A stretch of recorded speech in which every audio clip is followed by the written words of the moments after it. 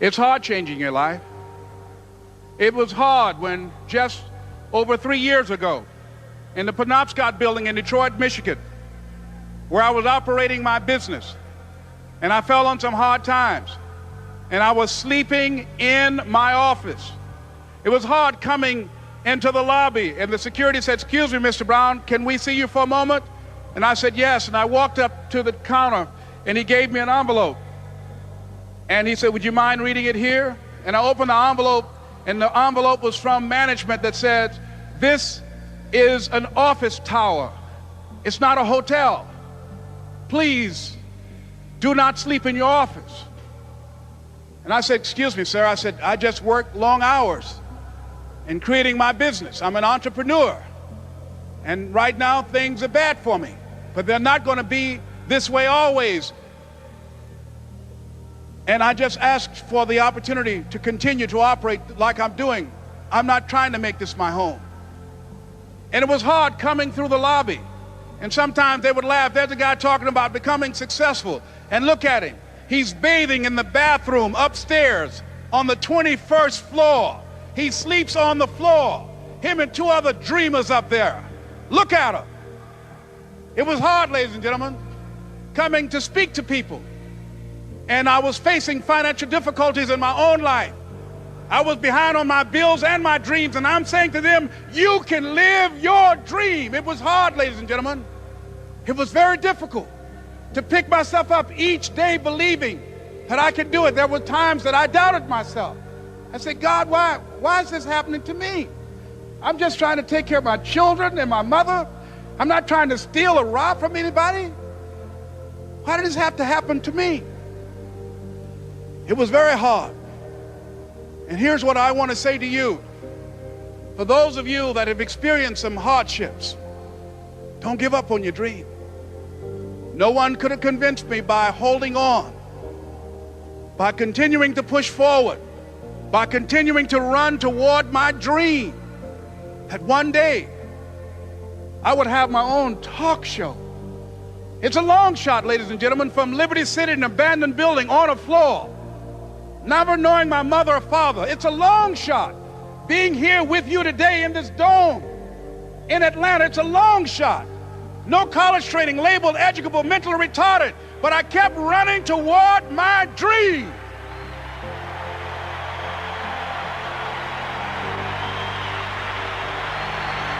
Don't stop.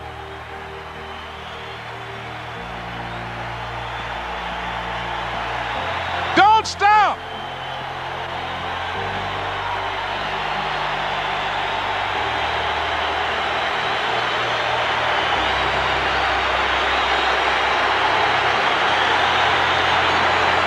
Don't stop running toward your dream.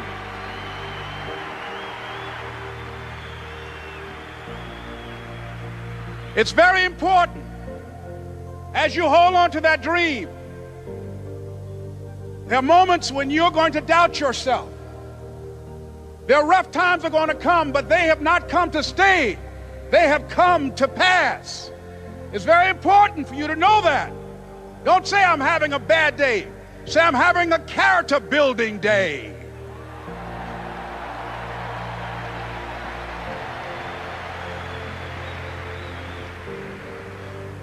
It's very important for you to believe that you are the one to make this happen. I remember this high school teacher, Mr. Leroy Washington, at the end of school one June, it was just a few days before we were supposed to leave, and I just got my report card, and it indicated that I'd failed history, and I'd failed English, and I would have to go to summer school.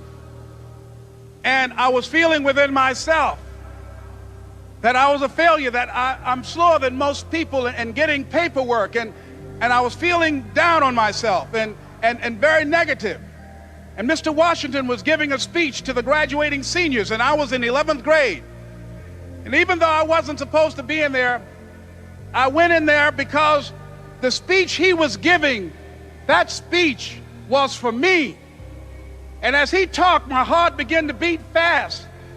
Tears began to run down my eyes, and I was in the back just listening to him, because he said, And he was a very dramatic man. I still talk to him to this day. He said, as graduating seniors of Booker T. Washington High School, I want you to know that you're blessed and highly favored, and that as you go toward the future, begin to know that you have greatness within you. And if just one of you here begin to envision yourselves as being blessed and highly favored to reach your goals, if just one of you capture the essence of what that means, that you have greatness within you and a responsibility to manifest that greatness, that you can make your parents proud, you can make your school proud, you can touch millions of people's lives, and the world will never be the same again because you came this way. And the students gave him a rousing standing ovation.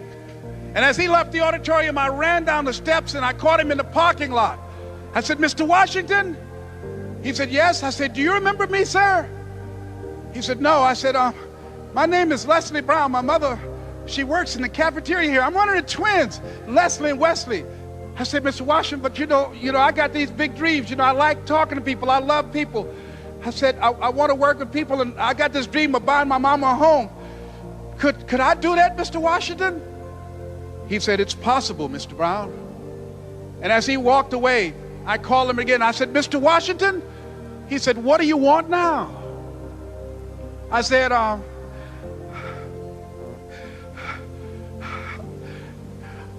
the one, sir. I said, I'm the one. You remember me, sir. I'm Miss Mamie Brown's boy. I'm the one. I'm the one.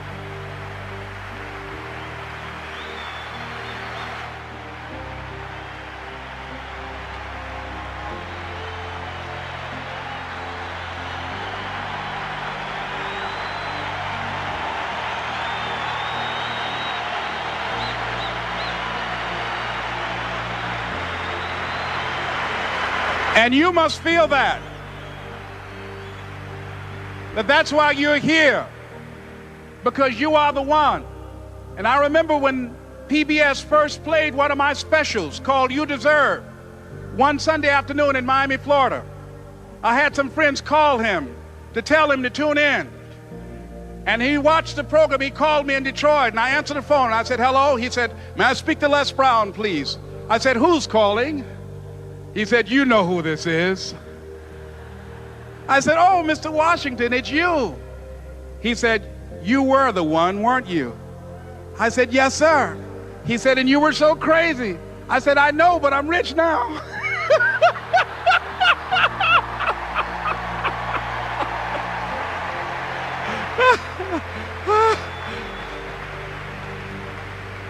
Ladies and gentlemen, it's not going to be easy.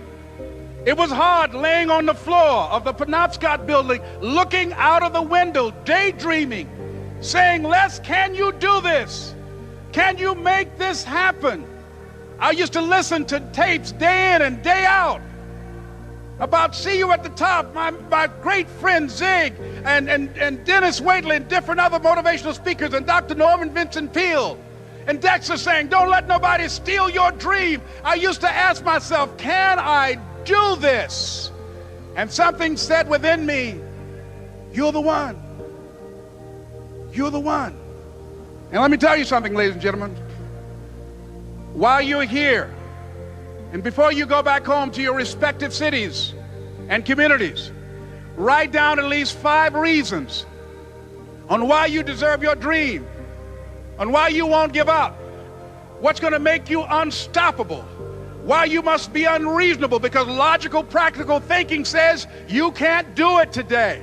But if you want to produce unreasonable results in your life, like living your dream and taking charge of your destiny, you've got to be an unreasonable person.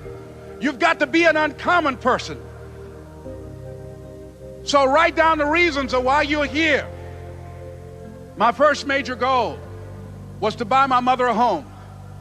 And let me tell you something, ladies and gentlemen. What will reasons do, Les? Nietzsche said, if you know the why for doing, you can endure almost anyhow. What do you mean by that? If you know why you're doing something, when the hard times come, and they're going to come, When the disappointments and the rejections come, and they're going to come by the truckloads, your reasons will be your rod and staff to comfort you, to pick you up. Once again, I got a saying on one of my tapes: if life knocks you down, try and land on your back, because if you can look up, you can get up. Let your reasons get you back up.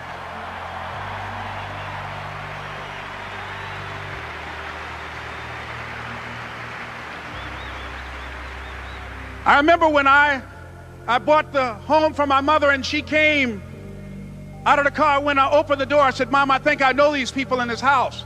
That was my first major goal. And then I couldn't conceal it anymore. I said, "Mom, I got this for you." And as she went from room to room, looking at the house and saying, "Thank you, Jesus. Thank you, Lord. No one ever could have convinced me that this could have happened to me." And she looked at me, she said, "Leslie, and you caused me so much problems as a boy. You were always into stuff." She said, "No one could have convinced me that day when I walked in that house and this lady was holding you and your brother. And she said, 'Ma'am, I want you to promise me two things.' And she said, 'What is it?' She says, 'One, promise me that you won't separate them.' She said, 'I want them raised together. I want them to know each other. I got pregnant while my husband was away in the war, and I can't keep them. Promise me that you won't separate them.' She said, 'I promise I won't. I've never had children. I promise I won't separate them.' And she said, 'Promise me that you'll never tell them about who I am, because if my husband ever found out, he would kill me.' She said, 'I promise.'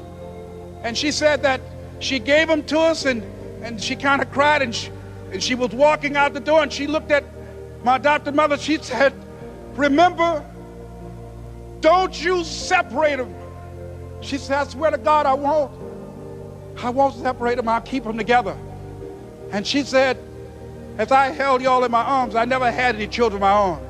I didn't know how I was going to do it, but I knew with the help of God, I would do it. And ladies and gentlemen, my mother had a dream of having children and raising us. She didn't know how she was going to do it. You're going to be just like that. And some of you are already there. Well, you don't know how you're going to make this happen, but you just feel within yourself some way, somehow, with the help of God, I'm going to make it happen. Repeat after me, please. No matter how bad it is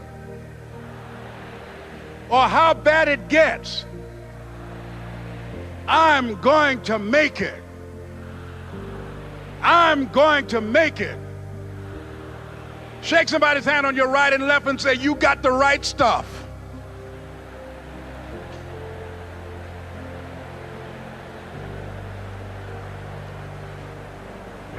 So yes, it's possible for you to live your dream. It's necessary that you associate with winners, that you work your system, that you are relentless, that you never give up. It's you. You've got to take personal responsibility. You've got to make it your personal business to make it happen. And you've got to resolve within yourself that I can do this, that it's hard, but you've got to say, I'm the one. I'm the one to make this happen. I'm the one to become successful in this business.